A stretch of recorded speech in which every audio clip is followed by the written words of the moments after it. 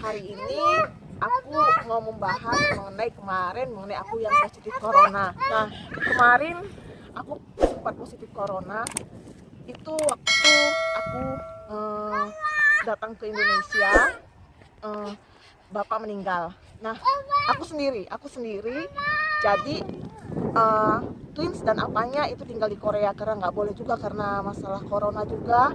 Terus pasti bahaya, sangat bahaya.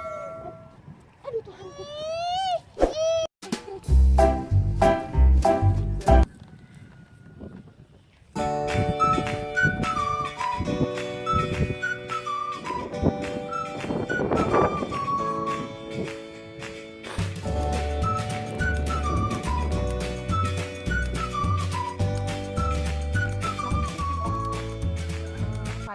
Aku yang harus pergi ke Medan. Nah, tiba di waktu di Korea kita harus cek dulu swab ya. Nah, di swab ya negatif, baru saya bisa pergi ke Indonesia. Nah, sampai di Indonesia semua dalam keadaan buka. Nah, tiba waktunya aku balik ke Korea, tes rapid nih negatif. Besoknya aku berangkat ke Korea via Garuda, transit dari Jakarta. Nah, di Jakarta nunggu lama. Aku nggak tahu terkontaminasi dari mana. Itu kan nunggu lama nih karena pesawatnya berangkat tengah malam. Sementara aku tuh nyampenya di Jakarta. Nah, karena kelamaan mungkin ya agak lalai, agak teledor ya, jadi megang kucek mata, pegang hidung ya. Karena aku sendiri aku merasa it's okay, nggak masalah sih karena mungkin gini, karena sendiri. Nah jadi aku nggak tahu. Dan buat teman-teman, kalau pegang eskalator itu, pegangan tangan itu please jangan pegang, please kalau bisa jangan pegang. Nah, aku tuh karena mungkin bawa barang banyak ya aku pegang. Nah, itu pun bisa kena. Nah, terus udah gitu nunggu lama. Nah, kursi juga kalau bisa janganlah gitu ya. Kalaupun memang nggak bisa ya semprot ya pakai apa. Karena aku tuh memang bawa 2, hand sanitizer 1 sama alkohol 1. Jadi bisa semprot ataupun hand sanitizer bisa pegangan tangan. Walaupun itu nggak efektif 100%, yang paling efektif itu adalah cuci tangan. Harus rajin cuci tangan, itu aja sih. Dan ya kalau bisa semprot juga lah seluruh badan, maksudnya alkohol itu maksudnya supaya ya walaupun nggak efektif ya. Nah, udah pesawat ya biasa santai. Nah, di dalam pesawat tuh kan AC-nya dingin nih. Memang bisa sih kita setel sendiri ya. Nah, karena aku ngerasa aku kan ada alergi dingin. Kalau ada alergi dingin jadi aku ngerasa itu biasa. Aku punya tenggorokan tuh gatal, tapi nggak gatal banget, hanya ya biasa, mungkin ya alergi kalau atau apa, atau mungkin waktu selama di Medan aku sempat minum es walaupun dikit gitu, karena memang aku nggak bisa minum es karena ada amandel dan alergi. Nah, alergi dingin, dan aku juga alergi udara dingin. Nah, di pesawat ya biasa, ya pakai jaket biasa gimana. Tapi aku ngerasa ini gatal gitu. Aku makan permen untuk penghilang rasa gatal gitu. Karena aku memang beli di apotek, aku persiapan beli di Medan itu semua obat-obat untuk si kembar, juga untuk apa kembar juga, dan untuk aku vitamin semua lah, suplemen, obat-obatan, karena aku juga ada mah dan migrain. Nah, itu juga aku beli. Ibuprofen aku beli, yang omeprazol aku beli, pokoknya yang lain gitu, suplemen yang lain juga aku beli.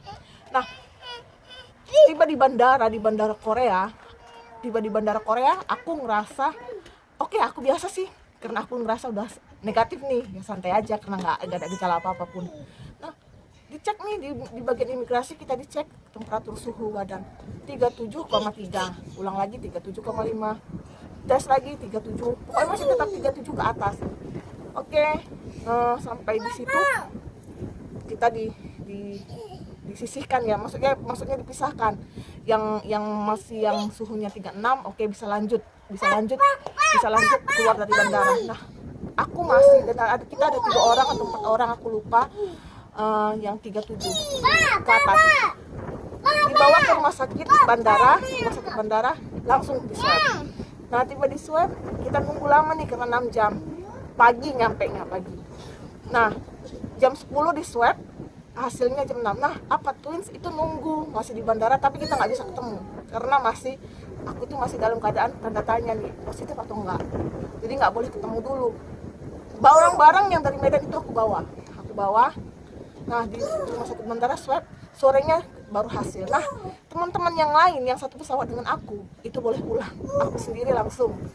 Nah langsung lah aku itu positif, dipisahkan ke kamar rumah sakitnya, kamar rumah sakit bandaranya dipisahkan. Terus dibilang aku positif. Barang-barang yang aku bawa dari Medan itu nggak boleh dibawa sama Apa Twins karena memang sudah peraturannya, takut lagi penularan semuanya. Itu mereka memang ketat banget dalam hal itu, ketat banget. Nah aku juga mau ngasih tahu nih yang nggak positif itu, yang negatif, yang maksudnya yang penumpang yang berasal dari luar negeri juga itu wajib swab, tapi di kota mereka masing-masing di Korea. Jadi sangat ketat, nggak boleh sembarangan. Itu pun wajib 2 minggu itu karantina mandiri di rumah, walaupun nggak positif, walaupun negatif, tapi wajib 2 minggu. Dan kita harus update tuh di aplikasi. Kalau nggak update, kita akan didatangi sama pemerintah atau ditelepon dulu, ditanya kenapa nggak update, mereka akan marah, langsung kita ditegur lah. Kalaupun nggak update terus atau kita keluar rumah, mereka akan tahu, mereka akan telepon, mereka akan datangi, kunjungi kita. Kalau kita nggak taat, kita juga akan tetap kena denda dari pemerintahnya. Nah itu memang sangat ketat di Korea. Oke, aku positif. Nah aku positif itu aku kaget sih, kenapa aku kan OTG nih, aku kan nggak ada gejala apa-apa. Aku pokoknya masih sehat banget, bahkan aku nggak ada ngerasa menggigil atau apapun. Nah tiba di kamar itu aku sempat nangis down, tapi aku harus semangat. Keluarga semua nelpon untuk nguatin aku.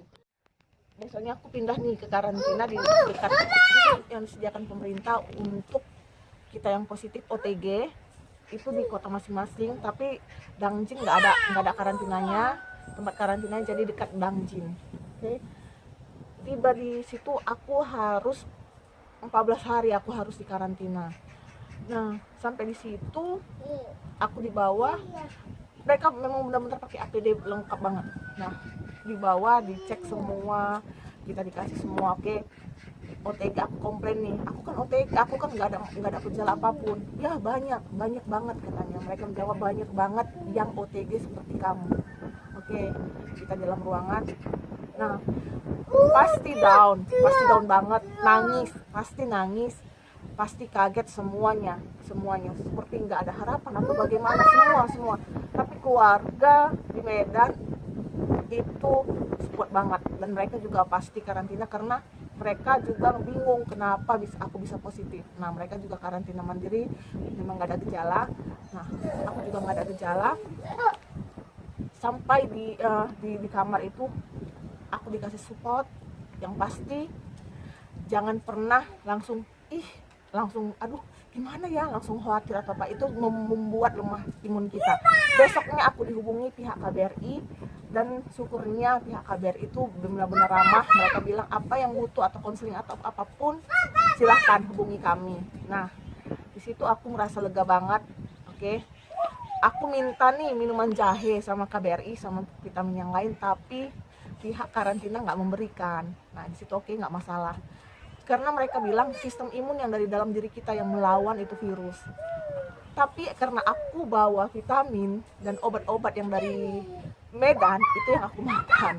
Nah kebetulan aku kan nggak tahu nih mengenai obat-obatan, jadi aku asal makan yang antibiotik. Nah aku hubungi, adik kan dokternya, keluarga adik bilang gini, itu nggak perlu dimakan antibiotiknya. Oke, tapi karena sudah dimakan, satu papan itu harus habis.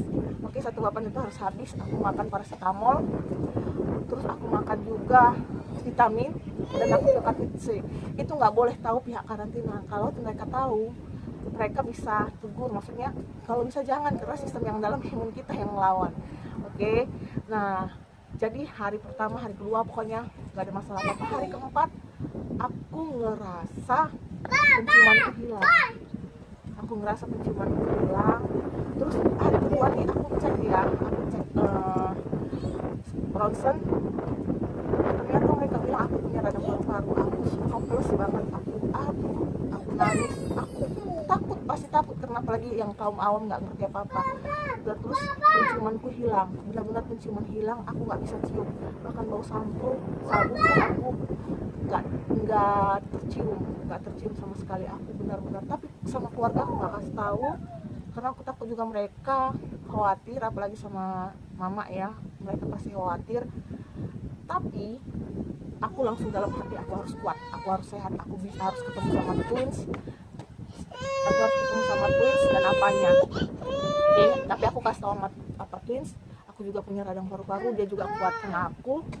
Nah, di situ satu hal, jangan pikiran negatif, jangan khawatir, jangan takut dengan kalau kita udah terkonsolidasi, harus kuat, harus semangat, happy ya, keluarga bilang bawa happy. Dan aku harus banyak istirahat, ya aku banyak istirahat, aku harus banyak makan, ya aku banyak makan, aku paksakan makan, memang aku kebetulan pas kuat makan. Nah, makan di situ, tes lagi, di ronsen lagi, akhirnya paru-paru bersih. Tapi beberapa hari kemudian itu kepala sakit banget sebelah, sakit banget. Nah, sakit banget sepertinya itu nih jalan banget, sakit banget. Bahkan di sini juga sakit, ini juga terasa sakit. Macam-macam sih gejala-gejala corona ini ya. Aku sempat diare, tapi itu sebentar aja, diarenya sedikit aja. Oke. Tapi aku ngerasa aku nggak ada lemas, aku nggak ada ngerasa apa, cuma hanya ngerasa sakit itu aja gitu. Oke, di situ. Tapi aku tetap positif, aku tetap semangat, dan dukungan dari keluarga juga. Terus kalau ada makan vitamin C, aku tetap rajin makan vitamin C ya. Aku juga rajin suplemen sekali sehari, terus aku makan paracetamol. Nah, aku takut makan ibuprofen karena ada yang bilang ibuprofen nggak mendukung untuk membunuh tuh virus. Sebenarnya virusnya nggak bisa dibunuh kata pihak KBRI, karena yang bunuh virus itu hanya bisa istirahat dan kuat makan dan pikiran yang positif. Itu aja.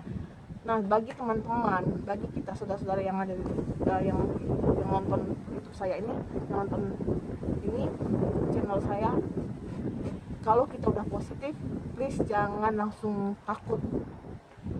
Ya, doa, terus pikiran yang positif, bawa santai.